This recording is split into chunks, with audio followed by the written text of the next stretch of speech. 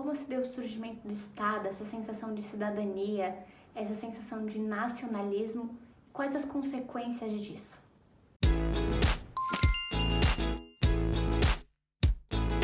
Fala rapaziada estimada, meu nome é Paulinha e esse é Os Três Lados da Moeda, em que eu falo de economia e de política de uma forma diversa. E hoje a gente vai discutir um pouquinho mais sobre o Estado moderno, nação, como a gente conhece hoje, o que levou a chegar nesse processo e quais as consequências disso, as mudanças. O Estado moderno se deu por um processo de dominação burocrática, enquanto que na Idade Feudal a dominação era muito mais tradicional, seguindo conceitos de Weber.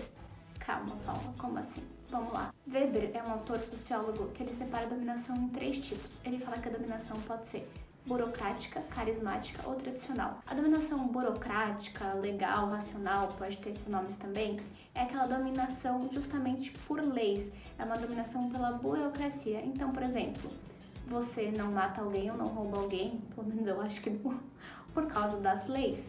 É uma burocracia e o Estado governa, a gente aceita ele como governante, tem essa relação porque são as leis, é uma burocracia imposta e que essa dominação é aceita dessa forma. Já na Idade Média, no período do feudalismo, em que várias pessoas, cada uma morava na sua parte da sua terra, era diferente, era muito mais uma dominação tradicional. Como é a dominação tradicional? Ela se dá justamente pela tradição.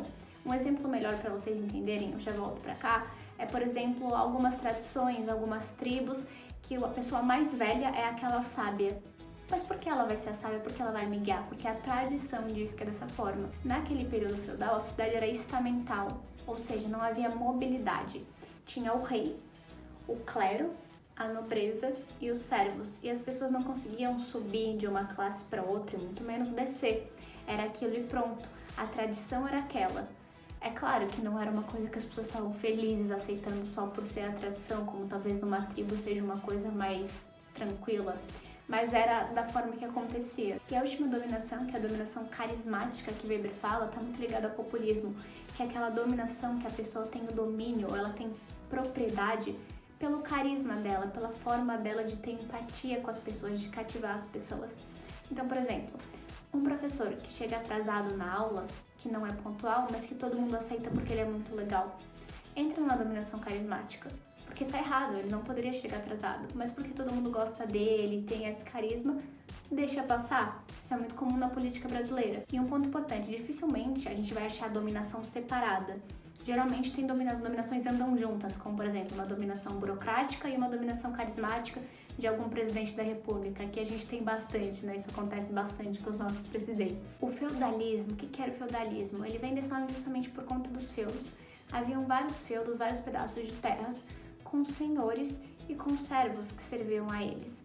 Era como se fosse tipo assim, eu sou o senhor e eu falo, ó, eu deixo você morar aqui no pedaço de terra e aí a metade do que você produzir vem pra mim. Eles já ocorriam vários tipos de tributação já naquela época, só não tinha talvez esse nome tão formal. Bom, o feudalismo era muito descentralizado. Por conta das enormes guerras e brigas que haviam e essa separação em feudos para se proteger, o poder do rei ele era muito fraco. Então o poder era mais dentro de cada feudo ou dentro de cada determinado espaço que existia. Com o tempo, conforme as guerras foram diminuindo, isso foi mudando. Até porque, além dessa descentralização de poder, ou seja, quem manda em um lugar é diferente de quem manda aqui, de quem manda aqui, de quem manda aqui, existia também uma descentralização de pesos, medidas e moedas. Então, a moeda que eu utilizava para trocar produtos era uma, você utilizava outra. O peso, como eu pesava e media o arroz, era uma, você era outra.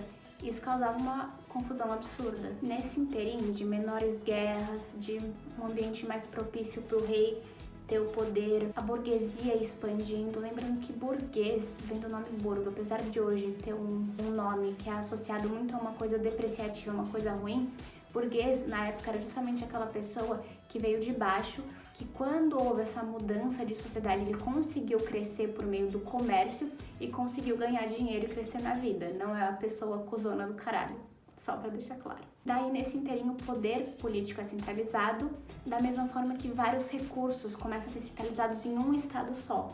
Então, o poder militar, a educação, a saúde, a cultura, tudo está em um lugar só. O idioma, o território, isso traz aquela sensação. Se você pensar o que é nacionalidade, o que faz de você brasileiro?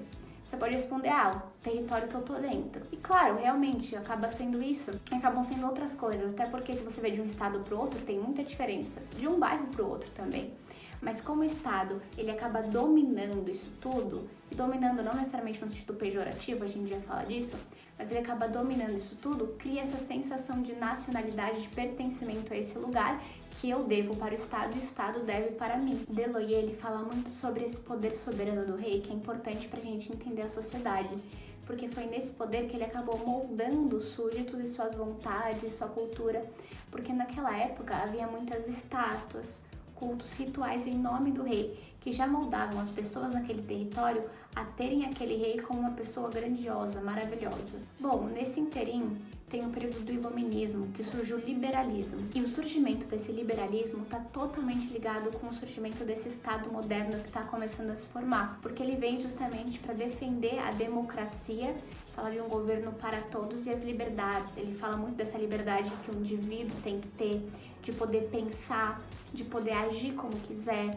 de poder ir, vir, de falar o que ele tiver vontade. Portanto, ele fala de garantir a liberdade individual e coletiva em todos esses âmbitos. Juntamente do Estado moderno, também vem junto o constitucionalismo. O constitucionalismo tem base nas regras que vão fundamentar e guiar a sociedade, as obrigações e os deveres dos indivíduos, das pessoas e do próprio governante. Assim, nesse gradual processo, ao final do século XVIII, o liberalismo, o iluminismo e o constitucionalismo trouxeram ideias e propiciaram que a gente vai conhecer hoje e vai chamar do Estado Democrático de Direito. Houve até aqui uma enorme mudança na estrutura social da sociedade. Enquanto lá atrás, no feudalismo, a sociedade não poderia se mover e era composta por reis, clérigos, nobreza e servos, daí já é uma mudança nesse Estado moderno e há novas classes que surgem, especialmente a burguesia. E aí que entra justamente esse início desse capitalismo que a gente conhece, dessa evolução das trocas e do comércio, que é por si só o próprio capitalismo. Portanto, nessa transição dessa monarquia absolutista que tem o rei como figura central, por Estado Democrático de Direito, que tem o governante, que vai ser diferente dessa figura do rei, nossa, glorificado e tal, mas o governante que tem direitos, mas tem deveres com a sociedade, ocorre essa mudança. Há dois pontos principais.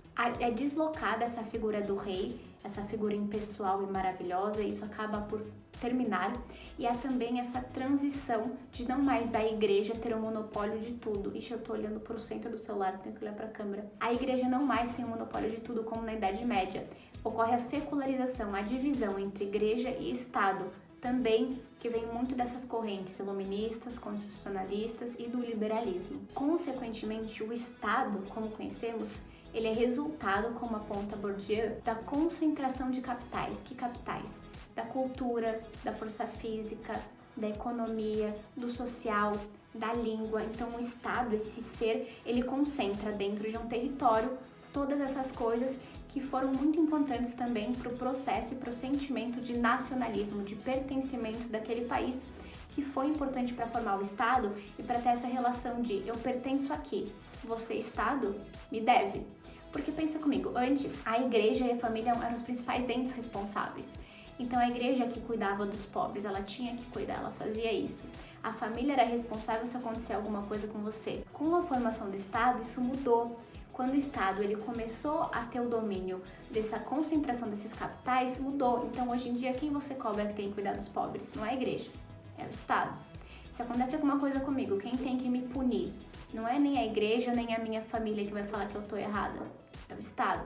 Houve uma concentração de poder e de cobrança no Estado, que formou essa relação que daí pode ser vista como benéfica ou não. Portanto, Bourdieu aponta que por meio desse enquadramento que impõe práticas, o Estado instaura e inculca formas e categorias de percepção e de pensamento comuns, quadros sociais da percepção, da compreensão e da memória, estruturas mentais, formas estatais de classificação. Logo, há uma diminuição de características regionais e um aumento de características nacionais maiores, que estão acima da religião ou de qualquer outra coisa. E esse sentimento de nacionalismo e de pertencimento à nação se instaura. Notem que construir essa lealdade entre indivíduo e Estado ou nação é essencial para a noção de cidadania, que está intimamente ligado com essa sensação do nacionalismo de pertencer. E nesse sentido, também espera-se que o Estado garanta os famosos direitos que são direitos das pessoas, o de proteção,